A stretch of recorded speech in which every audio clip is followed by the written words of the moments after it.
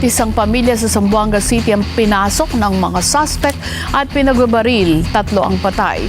Si Eli Dumabok sa detalye.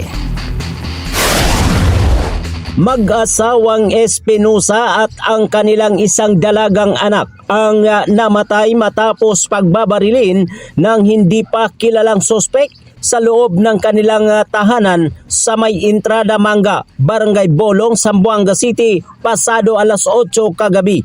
Kinilala ang mga biktima na sina Rodel Tarosa Espinosa, asawa nitong si Jenny Enriquez Espinosa at ang kanilang anak na si Jean Rose, 19 na taong gulang at estudyante.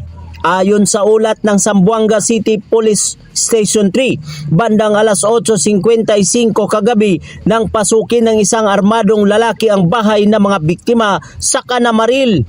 Sa inisyal na investigasyon ng Forensic Unit, na-recover sa crime scene ang 7 basyo ng bala mula sa 5.56 caliber na baril.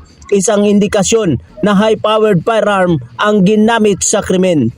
Sa panayam kay Police Captain Perlito Abilani, officer in charge ng Zamboanga City Police Station 3, sinabi nitong tinitingnan nilang anggulong premeditated o planado ang pag-atake.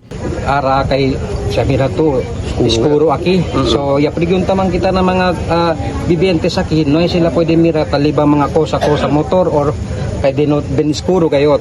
So silensyo lang. So yauhiya lang sila chene burst of rebentada. So mokel ya sabi buta sila impormasyon kanamon. Ya la matrukol o magkila pwede kami andaki para mira insidente. So para tali pa investigation pero initially tali todo ilakel kuan. So el investigator ya lang dali ka natin kusa man ilakel ya pwede recover na kuan crime scene.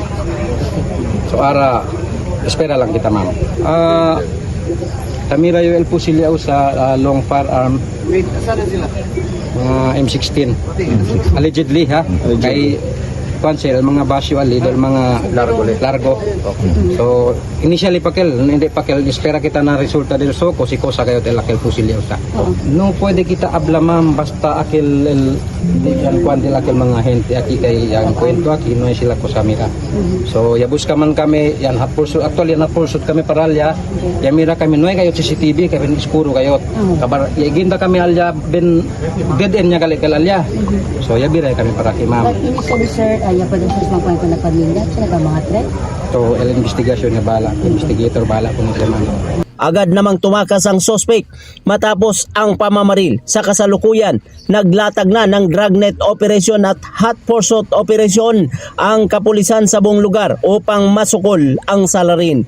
Nanawagan din ang mga otoridad sa sino mang may impormasyon na agad makipag-ugnayan sa PNP upang mabigyan ng hustisya ang pamilya Espinosa. Eli Dumabok para sa mata ng Agila, matatag, matapang, matapat.